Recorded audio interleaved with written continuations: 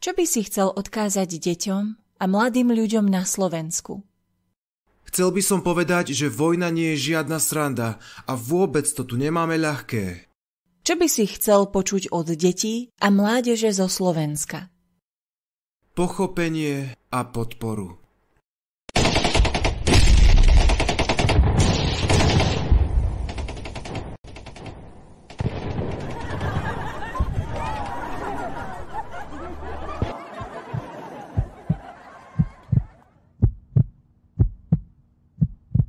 Dobrý deň, volám sa Ruslan a chcel by som, aby ľudia vedeli, že ukrajinské deti sem neprišli preto, lebo chceli. Prišli, lebo museli.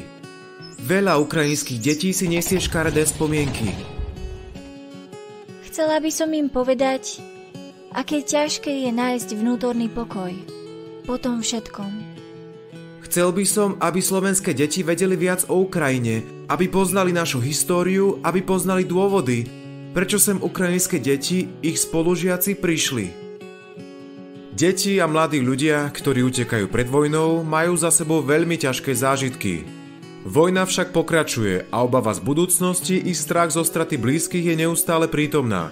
Hľadanie nového bezpečného miesta je pre ne komplikované a mnoho z detí pociťuje množstvo spletitých emócií ako bezmocnosť, hnev i ľútosť.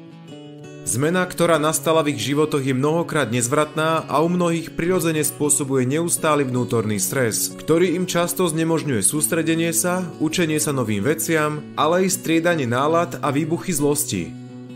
V tejto situácii potrebujú najmä prijatie a bezpečné útočisko, aby opätovne našli silu zvládať výzvy, ktoré vojna so sebou bohužiaľ prináša.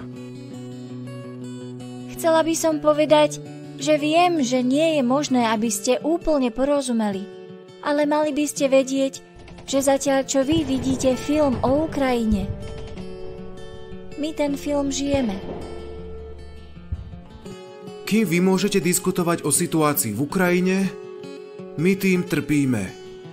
Zatiaľ čo sa vy v škole učíte, my čakáme na správy od našich blízkych na fronte, či sú v poriadku.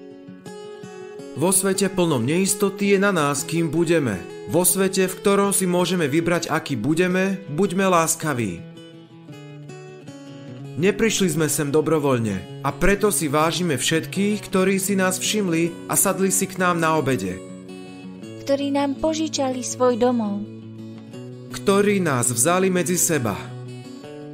Vzali nás von do hôr i do prírody. Ktorí sa nám nesmiali, keď sme nerozumeli otázke, lebo sa len učíme novému jazyku i životu. Ďakujeme autorom za ich príbehy, ktoré s nami zdieľali a pre ich emočnú záťaž nebolo možné všetko obsiahnuť animovaným videom. Bohdan, Irina, Kaťa, Bohdana.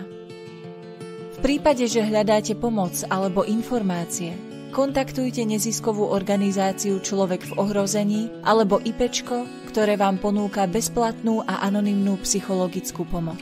Prípadne môžete kontaktovať niektorú z informačných kancelárií pre obete trestných činov podľa toho, kde sa nachádzate.